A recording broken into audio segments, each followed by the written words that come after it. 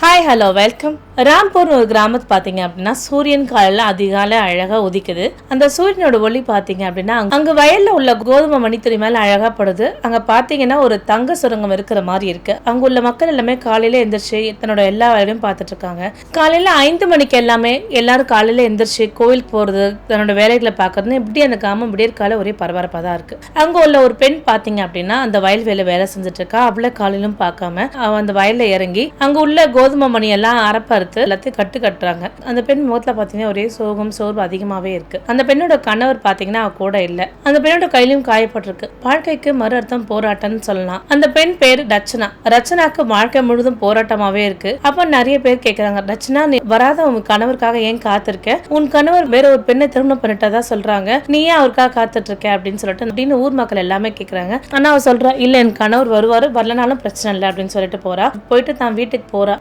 போய் தன் கணவர் சொன்ன வார்த்தை நினைக்கிறா, ரச்சனா நான் வாழ்க்கையில எவ்வளவு கஷ்டப்பட்டாலும் கண்டிப்பா வாழ்க்கையில முன்னேறி உன்னை தேடி வருவேன் அப்படின்னு அவருடைய கணவர் சொன்ன வார்த்தை அவர் மனசுக்குள்ள அப்படியே நின்றுட்டே இருக்கு. ரச்சனா பாத்தீங்கன்னா ஒரு நல்ல குடும்பத்துல இருந்து வந்து இந்த கிராமத்துல மருமகளா வந்தா. இங்க இருக்க அபிஷேக திருமணம் பண்ணிக்கிறாரு. ரச்சனாக்கு அரேஞ்ச் மேரேஜ் தான். வீட்டுல அப்படியே பார்த்து திருமணம் பண்ணி வைக்கிறாங்க. ரச்சனா வீட்டுல இருந்து வரும்போது நிறைய நகைகள் போட்டு வராங்க. ரச்சனாவோட கணவர் அபிஷேக் நல்லா படிப்பாரு. அவளுக்கு ஒரு ஆசை, தன் கணவர் நல்லா படிக்க வைக்கணும் அப்படின்றதால. அது இல்லாம குடும்ப சூழ்நிலையும் ரொம்ப மோசமா தான் இருக்கு. ரச்சனோட மாமியார் மாமனார் ரொம்ப வயதானவங்க.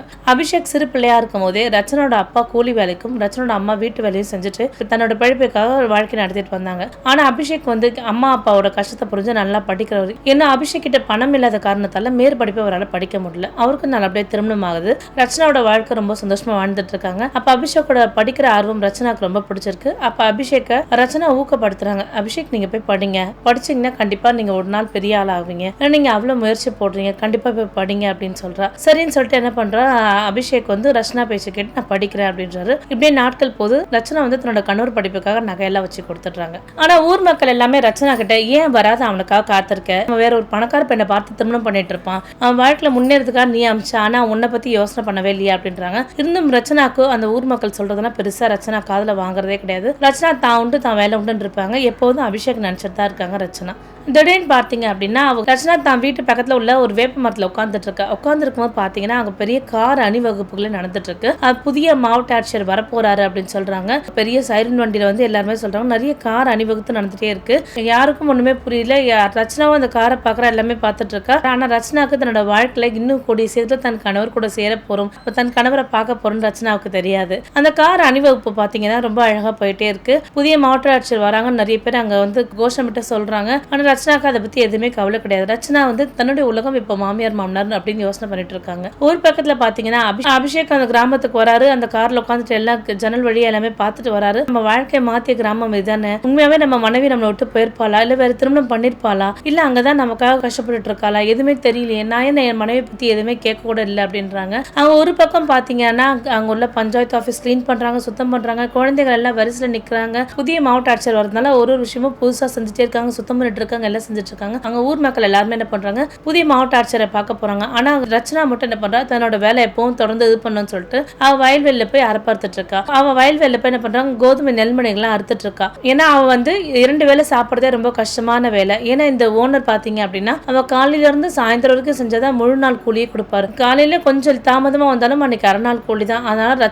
ரச்சனா வயதான மாமியார் மாமனாருக்கு சமைச்சு வச்சுட்டு எவ்வளவு காலையில வர முடியுமோ அவ்வளவு காலையில வந்திருப்பாங்க. ரச்சனா எப்பவும் போல எல்லா வேலையும் செஞ்சே இருப்பாங்க. ரச்சனாவை நிறைய பேர் ஊர் மக்கள் கிண்டல் பண்ணிட்டே இருப்பாங்க. ஏன் ரச்சனா, உனக்கு 10 வருஷம் ஆச்சு அவன் போய், இன்னும் வருவான்னு எதிர்பார்த்துட்டு இருக்கியா, இன்னும் அவனுக்காக காத்துட்டு இருக்கியா, எங்கேயா வேற ஒருத்தர் திருமணம் பண்ணிட்டு போன்னு சொன்னா போக மாட்டேற அப்படின்றாங்க. அதுக்கு ரச்சனா சொல்றா, என்னோட கணவர் வந்து தன்னோட தாய் தந்தையை என்னை நம்பிதான் விட்டுட்டு போயிருக்காரு, அவங்களை காப்பாத்துறது என்னோட பொறுமை, எங்க வீட்டு என் கணவர் வரலனாலும் என் மாமியார் மாமனார் நான் ரொம்ப நல்லா பாத்துக்கணும், அதனால இதை பத்தி இனிமே பேசாதீங்க அப்படின்னு சொல்லிட்டு தன்னோட வேலையை எப்பவும் போல பாத்துட்டு இருக்கா. அப்ப அந்த வயல்வெளி பக்கமா தான் கார் போயிட்டு இருக்கு. கார்ல பாத்தீங்க அப்படின்னா கூலி வேலையாட்கள் எல்லாருமே வேலை செஞ்சுட்டே இருக்காங்க. அபிஷேக்கும் பார்த்துட்டு இருக்காரு. ஆனா அபிஷேக் மக்கள் எல்லாம் தூரத்துல இருக்கிறதுனால அபிஷேக் யார் என்னதுன்னா கண்டுபிடிக்க தெரியல. எப்போ போல வேலை பார்த்துட்டு இருக்காங்க. திடீர்னு அவனுக்கு அவனுடைய குழந்தை பருவம் ஞாபகம் வந்துருச்சு. நம்ம சிறுவயதா இருக்கும்போது தன்னோட தந்தை இப்படிதானே கூலி வேலைக்கெல்லாம் போய் நம்மளை படிக்க வச்சாரு அப்படின்னு சொல்லிட்டே இருக்கு. இருந்தும் அந்த கூலி ஆட்கள் வேலையை கடக்கும் போது தன்னை அறியாமலே அபிஷேக்கோட இதையும் படப்படக்குது. ஒண்ணுமே புரியாம இருக்கு. ஆனா விதி இன்னும் கொஞ்ச நேரத்துல ரச்சனாவும் அபிஷேக்க சேர்க்க போகுதுன்னு அபிஷேக் கூட தெரியாது.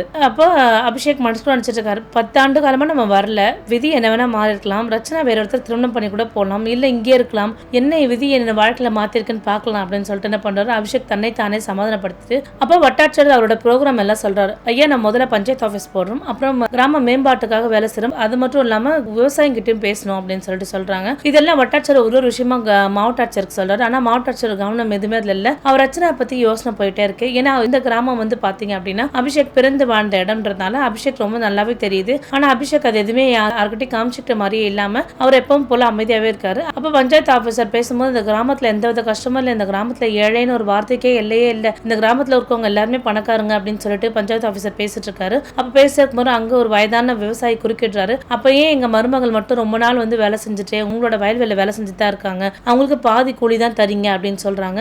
அந்த பஞ்சாயத்து தலைவர் வயதான முதியவரை வாய மூடு அப்படின்னு சொல்றாரு. ஆனா அபிஷேக் தன் கையை உயர்த்தி வாங்க அப்படின்னு சொல்றாங்க. இல்ல இப்பவும் என் மருமக கூலி வேலை செஞ்சுட்டா இருக்கா அப்படின்னு சொல்லிட்டு இருக்காங்க. அப்ப அவங்களுள்ள நிறைய மருமகள் அந்த மாதிரி தான் செஞ்சுட்டு இருக்காங்க.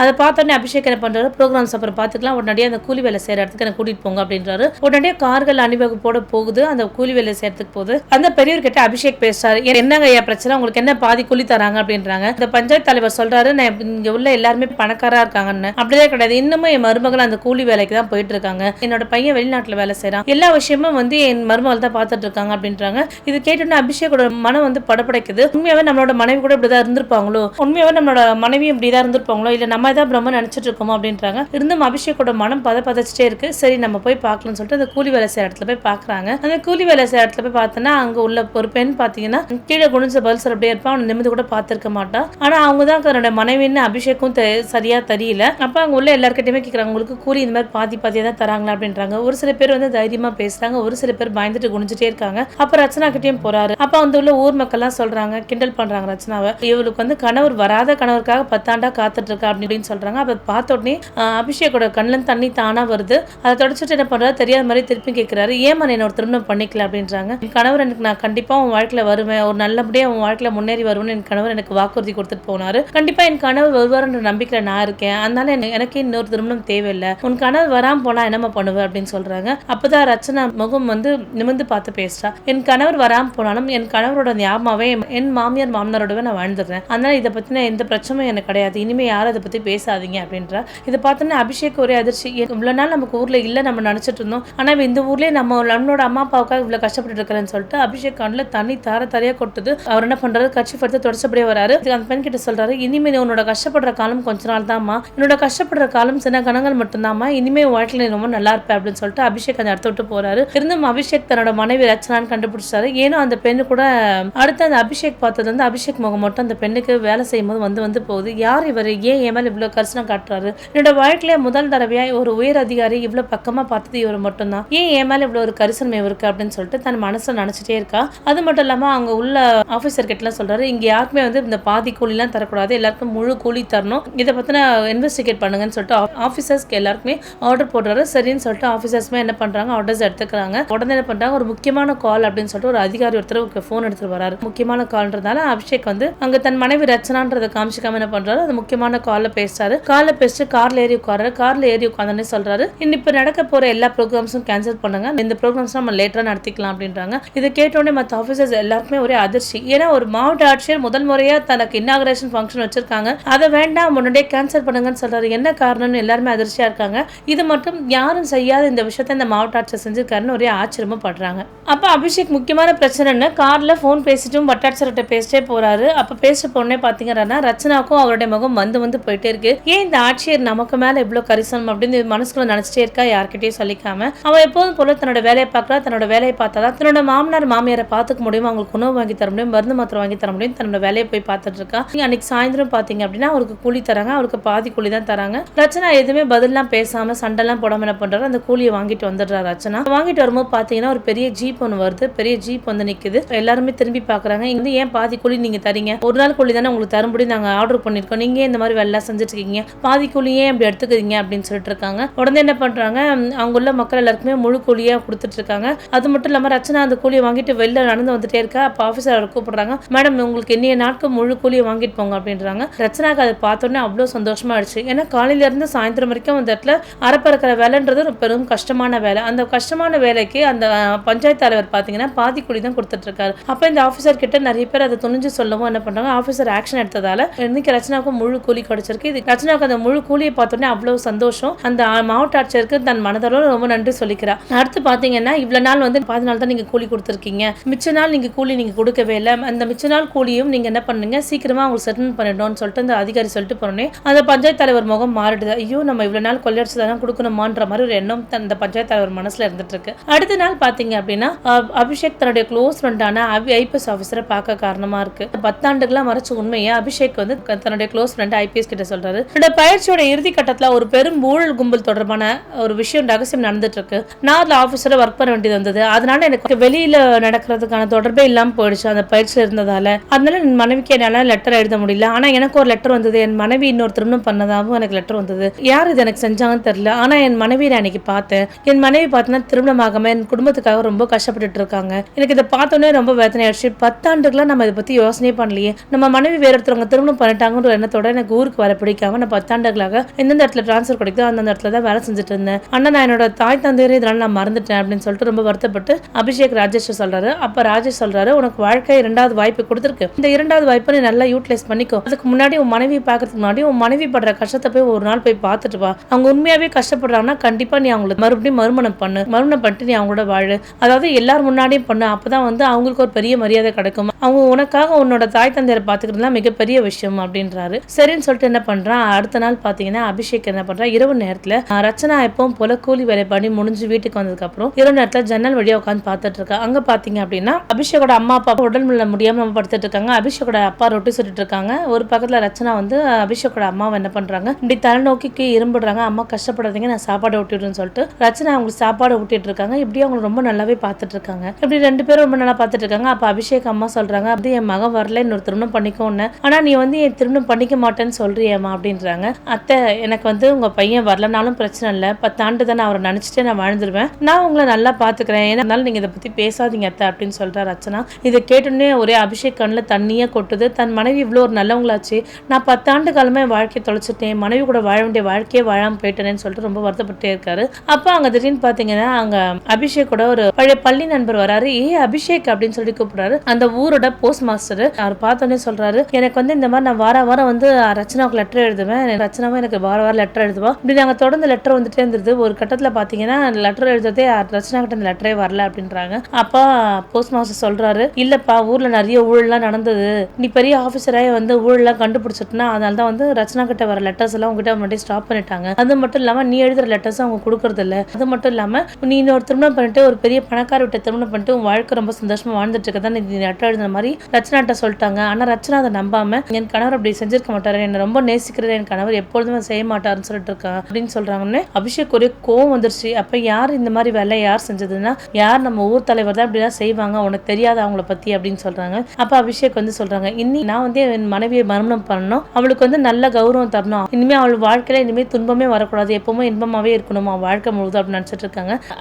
அடுத்த சாப்பாடுலாம் விட்டுட்டு என்ன பண்றாங்க, ரச்சனா மாமியாருக்கு காலில் அழுத்தி விட்டுட்டு இருக்காங்க. காலில் அழுத்தி விடும்போது சொல்றாங்க, யாருக்காகவோ இல்லையோ நீ எங்களுக்காக பண்ண சேவைக்காக அபிஷேக் சீக்கிரமா உன்னை வந்து சேரணுமா, நீ அபிஷேக்கோட நல்லா வாழணுமா அப்படின்னு சொல்லிட்டு அவங்களை ஆசீர்வாதம் பண்றாங்க. அபிஷேக் யார் என் வாழ்க்கையில இவ்வளவு பெரிய அநீதி எனக்கு அழிச்சது, கண்டிப்பா நான் கண்டுபிடிக்கணும் அப்படின்னு சொல்றாங்க. உடனே என்ன பண்றாங்க, அன்னைக்கு இரவே போறாரு, மாவட்ட அதிகாரி எல்லாம் கூப்பிட்டு எல்லாம் இந்த மாதிரி எங்க ஊழல் நடந்திருக்கு, இந்த கிராமத்துல என்னென்ன ஊழல் நடந்திருக்கு, எல்லா ஃபைல்ஸ் உடனடியா ராத்திரி எடுங்கன்றாங்க. ஒரு ஸ்பெஷல் ஆஃபீஸர் மாதிரி ஒரு குரூப்பை உருவாக்கி எங்க ஊழல் நடந்தது இன்னைக்கு ராத்திரிக்குள்ள எனக்கு எல்லா டீட்டெயில்ஸ் வேணும் அப்படின்றாங்க. மாவட்ட ஆட்சியர் சொன்ன உடனே அந்த ஆஃபீஸர்ஸ் எல்லாமே என்ன பண்றாங்க, உடனடியா இரவு கூட பார்க்காம அவருக்காக வேலை செஞ்சு ஊழல் எங்கெல்லாம் நடந்திருக்கு, யாரெல்லாம் அதுக்கு முக்கிய காரணம் சொல்லிட்டு ஒரு லிஸ்ட் எடுத்து எல்லாமே வச்சுக்கிறாங்க. அடுத்த நாள் பாத்தீங்க அப்படின்னா திடீர்னு மாவட்ட ஆட்சியர் அந்த கிராமத்துல ஒரு மீட்டிங் போடுறாரு. உள்ள எல்லாரும் வந்திருக்காங்க, கிராம மக்கள் எல்லாருமே அந்த மீட்டிங் வந்திருக்காங்க. ஆனா அபிஷேக்கோட கண்கள் பாத்தீங்கன்னா ரச்சனா தான் தேடிட்டு இருக்கு. ரச்சனா இன்னும் வரலையே அப்படின்னு பார்த்துட்டே இருக்காரு. அவளும் என்ன பண்றா, கூட்டத்தோட கடைசி நின்றுட்டு இருக்கா. ரச்சனா பார்த்த உடனே அபிஷேக் ஒரே சந்தோஷம். அப்ப அவர் சொல்றாரு, அபிஷேக் சொல்ற, இந்த கிராமத்துல நான் புதிய மாவட்ட ஆட்சியரை மட்டும் வரல, ஒரு வாழ்க்கை இழந்த மனிதரா வந்திருக்கேன் அப்படின்றாங்க. அப்ப அங்க யாருக்குமே ஒண்ணுமே புரியல, என்ன மாவட்ட ஆட்சியர் என்னமோ வளர்றாரு, என்ன தப்பா பேசிட்டு இருக்காரு அப்படின்றாங்க. அப்புறம் திடீர்னு என்ன பண்றாரு, தன்னோட சட்டப்பையில இருந்து ஒரு பழைய புகைப்படத்தை எடுக்கிறாரு. இவர் தான் என்னோட மனைவி ரச்சனா அப்படின்றாங்க. அந்த புகைப்படத்தை பார்க்கும்போது ரச்சனாவோட இதயம் வேகமா துடிக்குது. ஐயோ, இது நம்ம மாவட்ட ஆட்சியரா இருக்கிறது நம்மளுடைய கணவர் தானா அப்படின்றாங்க. அடுத்த கணத்துல அபிஷேக் மேட்ல இருந்து கீழே இறங்கி வந்து கூட்டத்துல இருக்க ரச்சனாட்ட சொல்றாரு, ரச்சனா அப்படின்னு சொல்லிட்டு கூப்பிடுறாரு. ரச்சனா தேம்பி அழறா. ரச்சனா தாங்கவே முடியல. அப்ப ரச்சனாக்கு அந்த புகைப்படத்தை நல்லா காமிக்கிறாரு. நான் தான் அவனுடைய கணவர் அபிஷேக் அப்படின்னு சொல்றாரு. நான் வந்து சீக்கிரமா வந்திருக்கணும், நான் வந்து ரொம்ப தாமதமா வந்திருக்கேன் அப்படின்றாங்க. ரச்சனாவோட முகம் பாத்தீங்கன்னா அந்த முந்தான விலகி அவனோட முகம் தெரியுது. இதோட பார்த்த உடனே ரச்சனாக்கு வந்து ஒரே சந்தோஷமா ஆயிடுது. ஏன்னா இவ்வளவு நாள் கணவருக்காக தானே காத்திருந்தா ரச்சனா. அவளை பார்த்த உடனே ஒரே சந்தோஷம். கணவர் நான் திரும்பி வந்துட்டேன் அப்படின்றாரு. தான் திரும்பி வந்துட்டேன், உனக்காகவே திரும்பி வந்திருக்கேன் அப்படின்றாங்க. அந்த முழு பஞ்சாயத்தும் பாத்தீங்க அப்படின்னா ஒரே அதிர்ச்சியா இருக்கு. அங்குள்ள மக்கள் ஒரு சில பேர் சந்தோஷப்படுறாங்க, ஒரு சில பேர் ரச்சனா பார்த்து அழறாங்க, ஒரு சில பேர் கிசுக்கிறாங்க. அபிஷேக் முகத்தை உற்று பார்த்தபடியே ரச்சனா இருக்கா. ஏன்னா ரச்சனாவுக்கு வந்து உண்மையா போய் கூட தெரியல. அவ்வளோ ஒரு சந்தோஷம். அவளோட பழைய புன்னகை, அந்த சந்தோஷம் எல்லாம் பார்த்தோன்னே அபிஷேக் அவ்வளோ சந்தோஷமா ஆயிடுது. அது மட்டும் இல்லாம அபிஷேக்கோட அம்மா அப்பாவும் ரொம்ப சந்தோஷப்படுறாங்க. என்னோட மருமக இத்தனை நாள் வந்து தன்னோட வாழ்க்கையே வாழலாம், இனிமேவாது உன்னோட சேர்ந்து அவங்க ரொம்ப சிறப்பா வாழணும், அவளை ரொம்ப நல்லா பாத்துக்கோ, இப்படி ஒரு மருமக கிடைக்கிறதுக்கு நாங்க ரொம்ப கொடுத்து வச்சிருக்கணும்னு சொல்லிட்டு அவனுக்கு ஒரே ஆறுதல் சொன்னாங்க.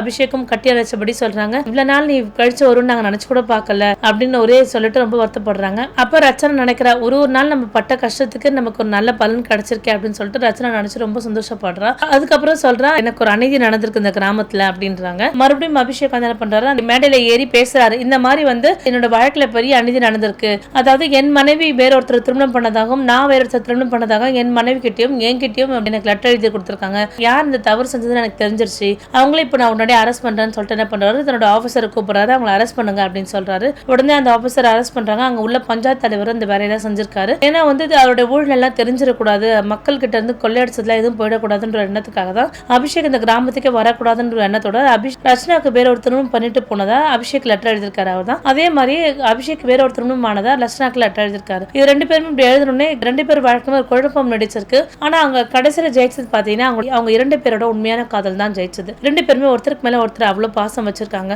அபிஷேக் பெரிய மாவட்ட ஆட்சியரா ஆனா கூட வேற ஒரு பெண்ணை நினைச்சதா திருமணம் பண்ணிருக்கலாம். ஆனா அபிஷேக் மனசுல ரச்சனா நீங்க இடம் பெற்றிருக்காங்க. அதே மாதிரி ரச்சனா மனசுல அபிஷேக் நீங்க இடம் பெற்றிருக்காரு. இவங்க இரண்டு பேரும் நீங்க இடம் பெற்றதால தான் இன்னைக்கு வாழ்க்கையில ரெண்டு பேருமே ஒன்னா சேர்ந்திருக்காங்க. இவ்வளவு நாள் பட்ட கஷ்டத்துக்கு அப்புறம் இப்போ வந்து ரச்சனா தன்னோட கணவரோட சேர்ந்து சந்தோஷமா வாழ போறாங்க. உங்களுக்கு இந்த கதை பிடிச்சிருந்தா லைக் பண்ணுங்க, ஷேர் பண்ணுங்க. மீண்டும் வேற ஒரு நல்ல கதையில் சந்திக்கிறேன். நன்றி, வணக்கம்.